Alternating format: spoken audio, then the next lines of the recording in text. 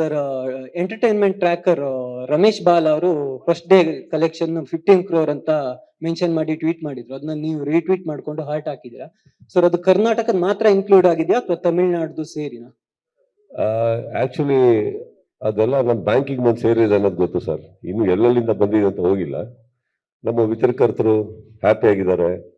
ಇನ್ನೊಂದು as I told you sir, figures to everything, dissection bisection ಎಲ್ಲಿಂದ ಏನು ಅವ್ರಿಗೆ ಗೊತ್ತಿರುತ್ತೆ. So I guess that will all be revealed 1 week. Take a time, 1 week. I am sure ಅವ್ರು ಇನ್ನೊಂದ್ಸತಿ they will come and put forth every detail. Sudeep sir, ನಂದು 2 ಪ್ರಶ್ನೆ ಇದೆ. You are left. Yes ma'am.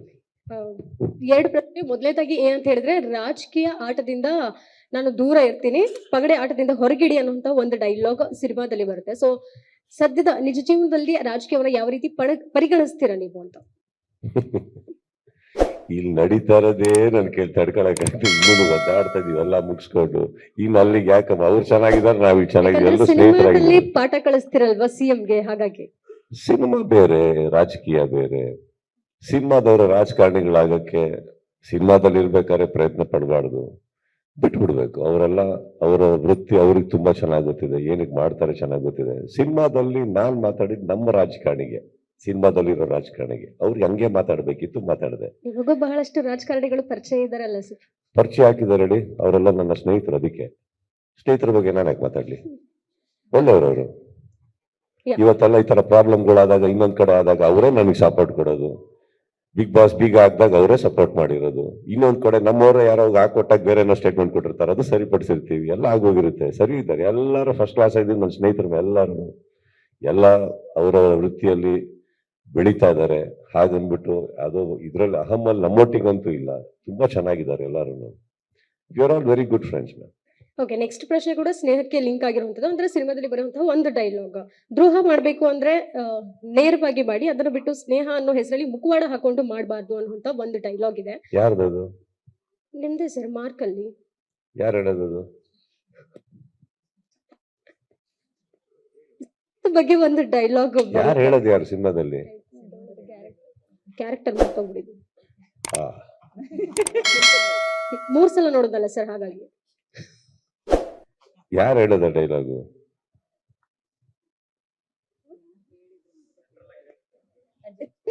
Question ಕೇಳ್ತಾ ಇರೋದು sir. General ಆಗಲ್ಲ, ಯಾರು ಹೇಳೋದು? ಯಾರು ಡೈಲಾಗು?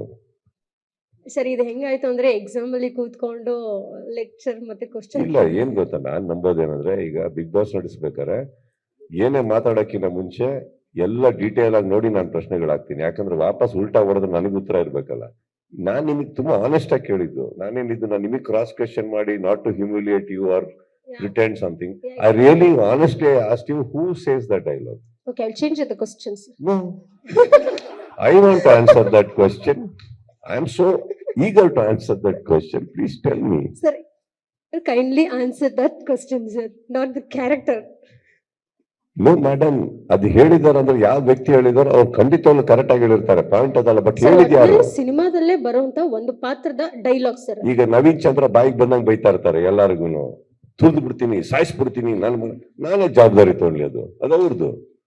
ಅವ್ರಿಗೆ ಕೇಳಿ, ಯಾಕೆ ನವೀನ್ ಹಿಂಗಿದ್ರೆ ಈ ಕನ್ನಡಕ ಹಾಕೊಂಡಿದೀರಾ, ಅಲ್ಲಿ ನೋಡಿದ್ರೆ ಹಂಗಿದ್ದೀರಾ? ಯಾರ್ದು ಡೈಲಾಗ್ ಅಂತ ಹೇಳಿದ್ರೆ ಯಾವ ಸಂದರ್ಭದಲ್ಲಿ ಬರುತ್ತೆ ಅವಾಗ ಪಕ್ಕ ಹೇಳಿ. ಯಾಕಂದ್ರೆ ಸಿನಿಮಾದಲ್ಲಿ ಕೇಳಿಸ್ಕೊಡಿ, ನಾನು ಮಾತಾಡ್ಬೇಕಂದ್ರೆ ಪಕ್ಕದಲ್ಲಿ ಮಾತಾಡ್ತಾ ಇದ್ರೆ ಸಿನಿಮಾದಲ್ಲಿ ಏನ್ ಬರುತ್ತೋ ಅದು ಸಿನಿಮಾಗೆ ಸೀಮಿತವಾಗಿರುತ್ತೆ.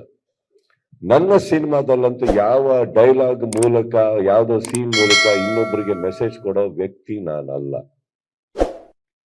ಹೇಳಿದ್ರೆ ಡೈರೆಕ್ಟ್ ಆಗಿ ಹೇಳ್ತೀನಿ, ನಾನು ಸಿನಿಮಾ ನನ್ನ ತಾಯ್ಮ.